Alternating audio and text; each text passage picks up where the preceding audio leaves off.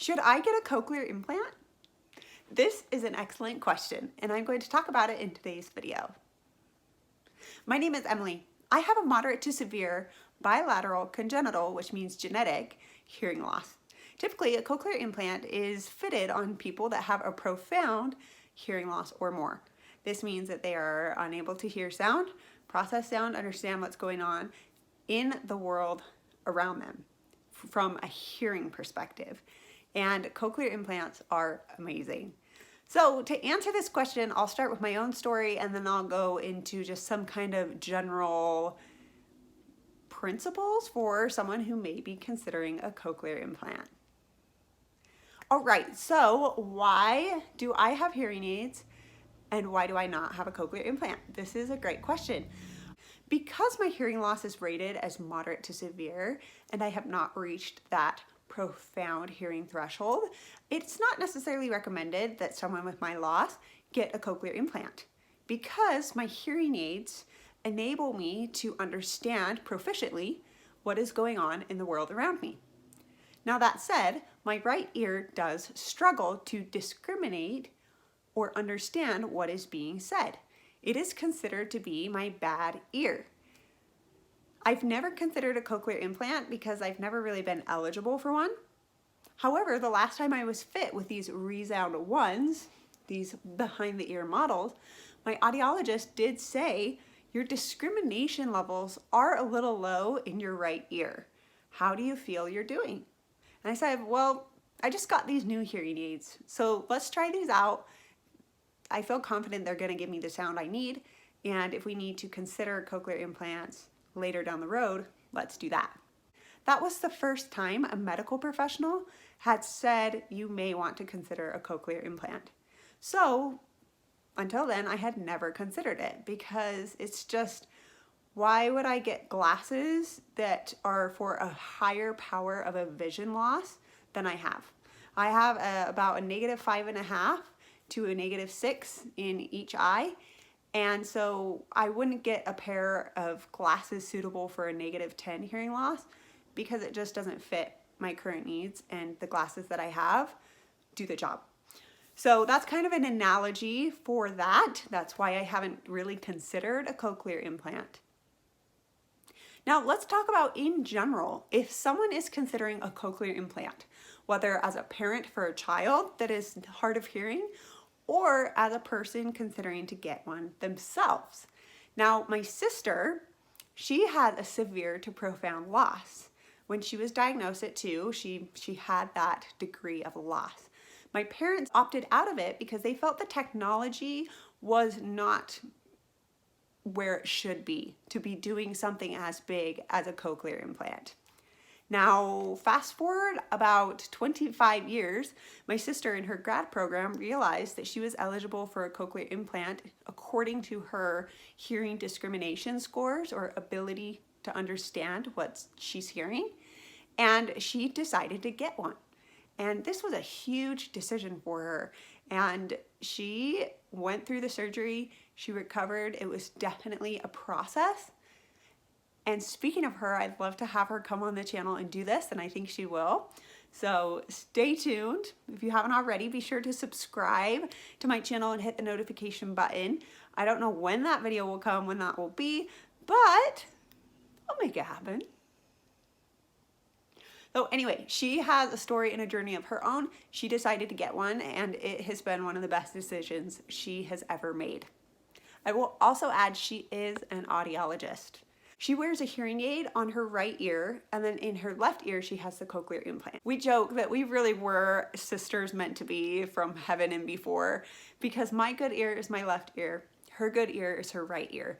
So if you ever see us together, you'll notice that she is always on my left side, and I am always on her right side. We just magically make that happen so that we can hear each other better. So there's my story, there's kind of my sister's story. For other people in general, as far as getting a cochlear implant, the technology nowadays is absolutely incredible. There's more than one cochlear implant company that people can choose their devices from. Now, what you choose is a big deal. And I can have my sister talk more about this because she is an audiologist. but you are getting that technology implanted into your head. It's not just something that you can just remove like a hearing aid. It is a surgery similar to that I had for my collarbone. I broke my collarbone and they had to put a metal plate in. Now, luckily there weren't different metal plate companies and I didn't have to decide like what collarbone plate am I gonna get. But if I was getting a cochlear implant, I would have to make that decision. So if you're considering getting a cochlear implant for yourself or a child, listen to your medical experts. Don't hesitate to get a second opinion. Realize that not all insurances cover cochlear implants. So if you're remotely interested in getting a cochlear implant, get that insurance approval process moving as soon as possible. I have heard of people taking years to get their implants approved, despite the medical necessity that a cochlear implant is. Now, there have been some people that have said they disagree with cochlear implants. In my opinion, I think that cochlear implants are incredible pieces of technology. They are brain developing devices. They help people access sound in the world around them. Now, it's important to mention that cochlear implant sound is robotic. It is electronic.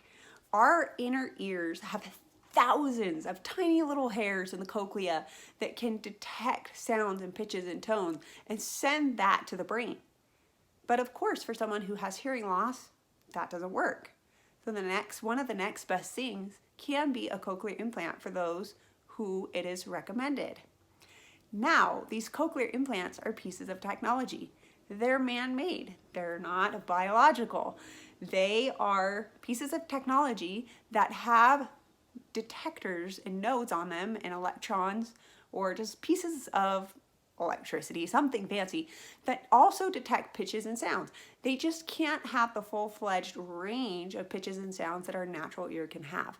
So naturally, there are some holes in the sound. It sounds different, but from those that I have talked to, it is worth it. I had an opportunity to live in Las Vegas, Nevada, serving a mission for the Church of Jesus Christ. And there was a lady that I met there. She was really old, and she had failed 2 cochlear implant surgeries. And still, she was like, you gotta try it. You gotta at least get a cochlear implant. And I said, I'm not really eligible for one, so thanks for recommending it. And I asked her, I said, you've had 2 failed surgeries. Why would you recommend it? It seems like you would be one of the last people to recommend it. And she said, without it, you can't hear. You're isolated from people. It's at least worth trying. So she said, if you're isolated, if you feel lonely, at least try the surgery. Because if it fails anyway, like you're still in silence, but at least you tried. And I thought that was really interesting and really profound. And a lot of times in getting hearing devices, hearing assistance, a cochlear implant, something as big as that, people forget that. This isn't just about hearing. It's about personal connections.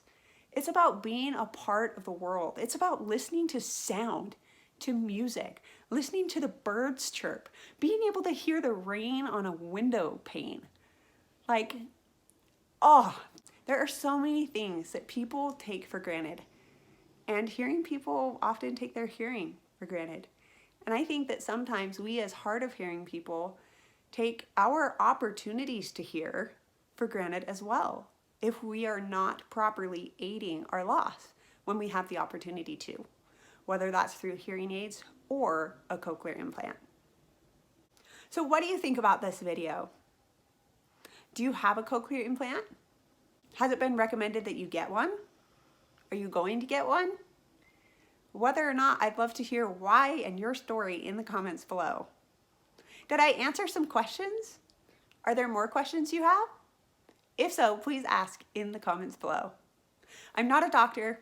I'm a fellow hearing aid wearer. I've been wearing hearing aids since I was 4 months old, and I created this channel so that I can help people. I want people to know that they're not alone, and I want to share my experiences and my opinions. I hope you enjoyed today's video. Stay strong, stay amazing, and have a great day.